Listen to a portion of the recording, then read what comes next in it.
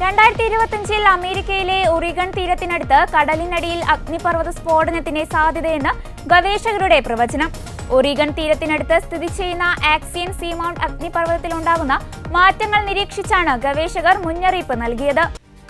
ലോകത്ത് ഏറ്റവും അധികം സൂക്ഷ്മതയോടെ നിരീക്ഷിക്കപ്പെടുന്ന സമുദ്രാന്തര അഗ്നിപർവ്വതങ്ങളിലൊന്നാണ് ആക്സിയൽ സീമൗണ്ട്.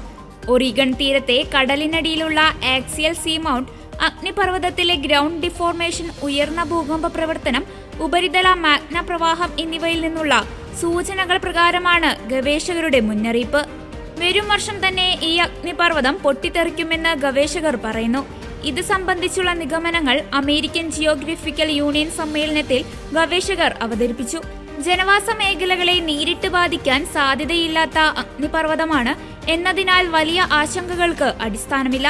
അഗ്നിപർവ്വത സ്ഫോടനങ്ങൾ പ്രവചിക്കുന്നതിലെ നാഴികക്കല്ലാകും ആക്സിയൽ ഡിമൗണ്ടിലെ പഠനമെന്നാണ് അനുമാനം. അഗ്നിപർവ്വത സ്ഫോടനങ്ങൾ ഏറ്റവും കൃത്യമായി പ്രവചിക്കാനുള്ള സാധ്യതയാണ് ആക്സിയൽ സീമൗണ്ട് പഠനത്തിലൂടെ ഗവേഷകർ കാണുന്നത്. കടലിന്റെ ഉപരിതലത്തിൽ സ്ഥാപിച്ചിട്ടുള്ള നിരീക്ഷണ ഉപകരണങ്ങളിലെ വിവരങ്ങൾ വിശകലനം ചെയ്താണ് ഗവേഷകർ പ്രവചനം നടത്തിയിരിക്കുന്നത്.